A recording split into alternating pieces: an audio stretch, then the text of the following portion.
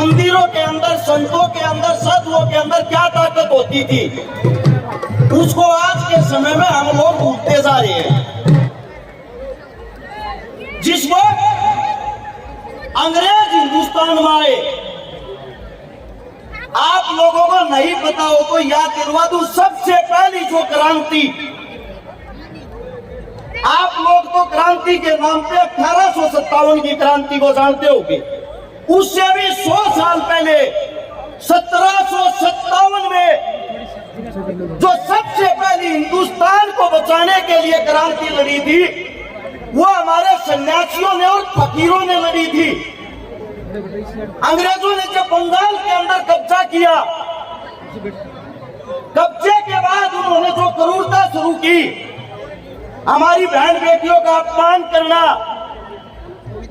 गाय का कत्लेआम करना, हमारे धर्म को भ्रष्ट करना, मंदिरों को तोड़ना, मस्जिदों को तोड़ना, उस वक्त 5000 संत इकट्ठे हुए, थोड़े सुसाइड हो लेना, जिनके अंदर हमारे साधु संतों के साथ मुस्लिम फकीरों ने भी कंधे से कंधा मिलाकर साथ देने की कसम खाई। ये बात है 1770 की।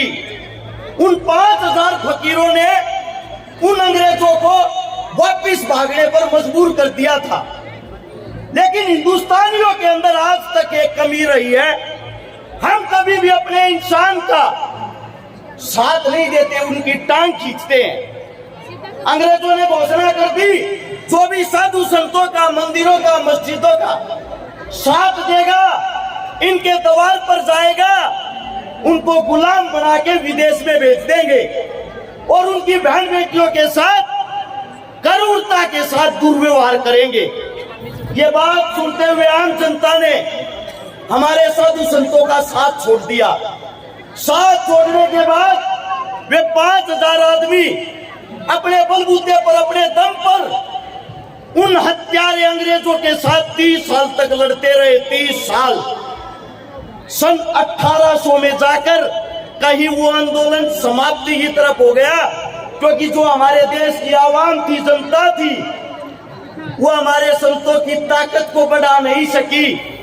उसी का फायदा उठाते हुए उन्हीं अंग्रेजों ने बंगाल के अंदर शराब की पहली दुकान खोली थी 1832 में। पहली दुकान खोल के हमारे हिंदुस्तानियों को फ्री शराब पिलाई जाती थी। पहले एक आदमी को पिलाई, फिर 10 को पिलाई, फिर 100 को पिलाई। यह चीज देखते देखते उस शराब का टेस्ट आदमियों को ऐसे लगने लग गया, दिन प्रतिदिन उन्होंने अपनी दुकानें बढ़ानी शुरू कर दी। आज अगर आप हिंदुस्तान के अंदर देखोगे, एक भी कोना ऐसा नहीं होगा, एक भी गांव ऐसा नहीं होगा जिसके अंदर ठेका नहीं है। सबको पता है दारू हमारा सर्वनाश करती है। शराबी आदमी सबसे पहले अपने घर को खागा, रुपये खागा, घर धरती जमीन खागा। दारू के कारण ही बलात्कार होते हैं, दारू के कारण ही हत्याएं होती है। यहाँ पे पुलिस प्रशासन है, इनसे पूछ के देखना, जितने भी क्रिमिनल हैं 95% क्राइम नशे के कारण होता है। और ये मेरे देश का दुर्भाग्य है। इसी दुर्भाग्य के कारण हिंदुस्तान के अंदर दारू सरेआम बिक रही है, जो अंग्रेजों की देन थी। और उससे दूसरी बात, किसी के अंदर इतनी हिम्मत नहीं हम आवाज उठाकर इस चीज को बंद कर दे। सरकारें आती है जाती है, कभी कोई कभी कोई, ये एक ही सिक्के के दो पहलू होते हैं। आज कोई सरकार, कल कोई। लेकिन एक भी नेता मंत्री ऐसा नहीं आता जो इन चीजों पर पूर्ण रोक लगा दे। मैं उन्हीं साधु संतों के द्वार पर शीश झुकाकर आज एक बात कहना चाहता हूं, ऐसा कोई गांव नहीं जिसके अंदर मंदिर नहीं, आप लोगों की पकड़ नहीं है। ऐसा कोई भी गांव नहीं जिसके अंदर आप लोगों की ताकत नहीं, आप लोगों के भगत नहीं है। सरकारें तो हमें देख ली, आप लोगों से बहुत ज्यादा उम्मीदें हैं। जितने भी हमारे साधु संत हैं, कोई ऐसी पहल करे जिसके दौरान गांव गांव से ये ठेके, शराब ये फीम गांजा चरस इन चीजों पर रोक लगाई जाए। जिस दिन इन चीजों पर रोक लगाई जाएगी, मैं गारंटी देता हूं हिंदुस्तान के अंदर अपने आप ही कोई भूखा नहीं रहेगा, क्योंकि लोगों के पास करने के लिए काम हो जाएंगे।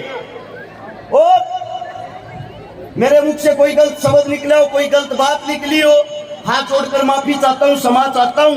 आपका बेटा हूं, आपका बच्चा हूं, आप लोगों ने इतना प्यार दिया, उसके लिए आप सभी का धन्यवाद। राम राम, जय हिंद। बहुत बहुत